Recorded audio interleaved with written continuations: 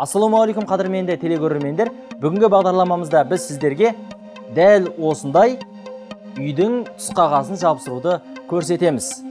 Бұл түсқағаз қалай жабыстырылады, оның қандай әдіс тәсілдері бар екен, сіздерге осы бағдарламада егжей-тегжейлі түсіндіруге тырысамыз. Олай болса, бізбен бірге болыңыздар және мұқият болыңыздар деген келеді.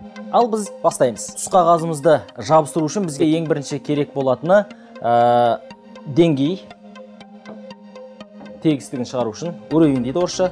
Сосын валик деп қоямыз.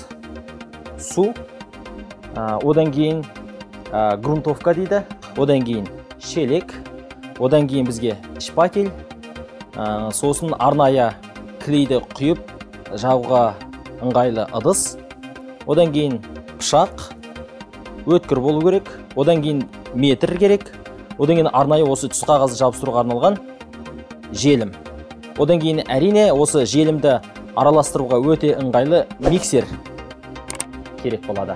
Міне осы құрал саймандарыңыз болса, түсқағазды жабыстыра беруіңізге болады деген сөз. Бізде барлық құрал саймандарымыз бар. Ендеше жұмысты бастаймыз. Енді кезекте біз қабырғамызға төсеме бояуды, яғни грунтовкамызды тегістеп жағуымыз керек. Өзіңізге керекті мөлшерде ғана алып қолдану керек. Ал олай болса, бастайық. Тегістеуші әрі қабырға бетін қатырушы сұйықтықты төменнен жоғары қарай жағамыз. Жұмысқа ыңғайлы болу үшін білікшені, яғни валикті қолданған жақсы. Міне, әне-міне дегенше біз де тегістегіш бояуымызды жағып болдық. Міне 30 минут аралығында біз бос тұрмай арнайы желімізді дайындай берейік. Ол үшін бізге су керек. Міне біздің 6 литрлік суымыз дайын. Енді осыны ыдысқа құяйық. Желімді араластырудың өзіндік тәсілі бар. Алдымен шелекке суды құйып алып, одан кейін құрғақ желім түйіршіктерін ақырын сеуіп отырып, миксердің көмегімен араластырып отыру керек. Егер желімді бірден құя салсаңыз, ол әртік-әртік болып араласпай қалады. Сондықтан сақ болыңыз. Біз түсқағазымызды қабырғаға бұрыштан бастағалы тұрмыз. Ол үшін бізге бірінші деңгейдің көмегі қажет болады. Осы деңгейдің көмегімен бізде енді лазерлі деңгейіміз жоқ. Сондықтан да осы деңгеймен бұрышымыздың теңістігін шығарып аламыз. Ал біздің түсқағазымыз 53 сантиметрлік түсқағаз. Біз осы 53 сантиметрді өлшеп алғаннан кейін, дәл осы жерден мынаны ескеру керек.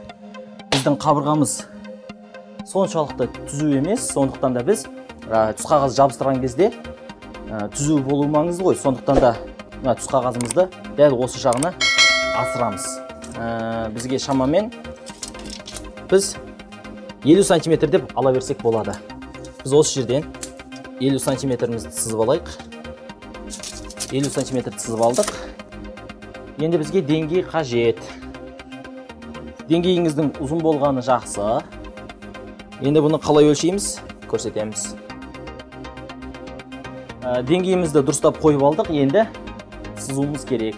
Сызған кезде де ескеретін дүние, бұл біздің сызған қарындашымыздың сызығы екі обойдың жалғанатын жеріне келетін болғандықтан, кейін екі обой жалғанған кезде клеймен араласқан біздің мына бояғымыз екі ортада қап-қара болып дақ болып қалмау керек. Сондықтан да біз бұны қатты батырмай, бізге көрінетіндей ғана дәрежеде сызуымыз керек.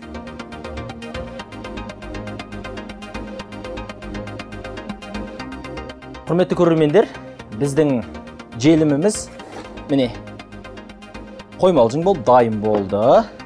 Енді кезекте біздің қабырғамыздың биіктігі 250 сантиметр. Соған лайықта біздің түсқағазымызды кесуіміз керек. Ол үшін бізге бұлай жайып алған жақсы. Енді метрімізбен өлшеп кесеміз.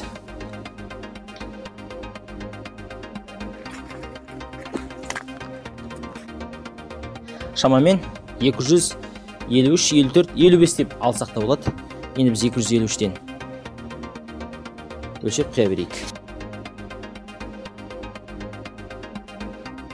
Бұл тәсілді көрсетіп кетейін. Ешқандай пышақтың қажеті жоқ. Бұлай сырғытып отыратын болсаңыз, тұс қағазды кесуге болады.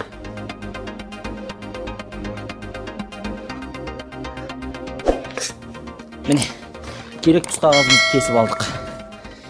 Біз тұс қағазымызды өлшеп кесіп алдық. Енді кезекте желімізді осы тұс қағаздың бетіне жағап шығуымыз керек. Оның себебі тұс қағаз жабысуға өте ыңғайлы, қолайлы болып тұру керек. Кесіп алған тұс қағазға желімді білікшенің көмегімен тегістеп жағып шығамыз. Біз 5 кесілген бөлікке жақтық, ал одан кейін желімді қабырғаға жағамыз. Білікше жетпейтін тұсын кішкене щеткамен сүйкей саламыз. Жағып болғаннан кейін бір бөлігін дәл осылай, екінші бөлігін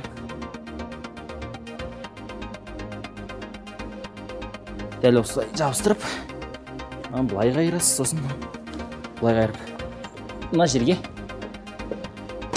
қойып қоясыз. Біз желіміз жақтық, енді тезірек тұс қағазымызды жабыстыруымыз керек. Ең бірінші жаққан тұс қағазымызды аламыз.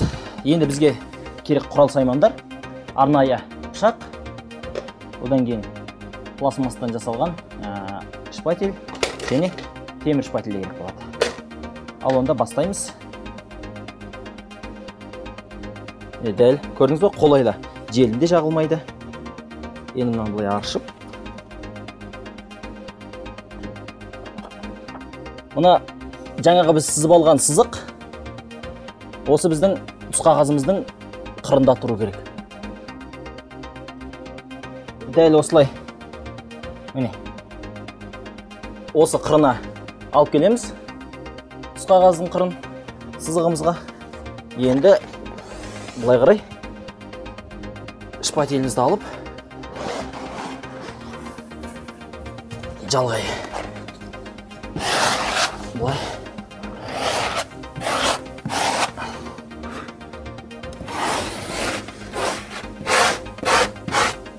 Енді төменгі бөлігін былай шығарамыз.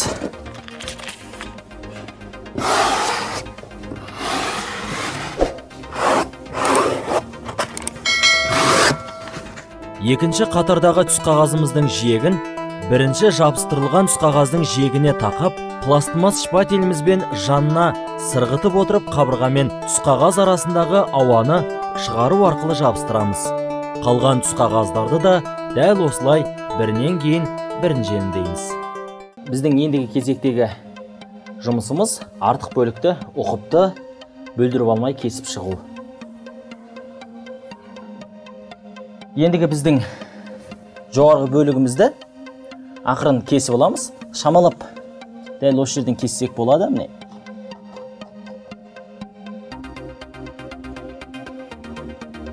Мына жерді дәл осылай жаңадан бері кішкене кебіңкіреп қалды. Ақырын щеткамызбен жағып бұлай қоя саламыз. Енді үстіңгі бөлігін ақырын баппен бұлай тарс еткізіп жабыстырып тастаймыз. Үстіңгі бөлігін жабыстырып алдық. Енді астыңғы бөлігін ақырын кесіп шығамыз. Бисмилля. Бұл кезекте мына пышағыңыздың өткір болғаны жақсы. Жаңа бөлігімен жұмыс жасайсыз. Жақсылап тақайсыз. Бұлай қоюға болмайды.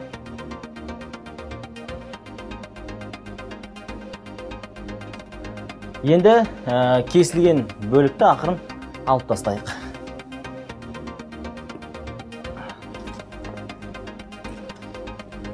Міне, кесілген бөлігіміз алынды. Бұл енді бізге қажет емес. Шпателімізді алып,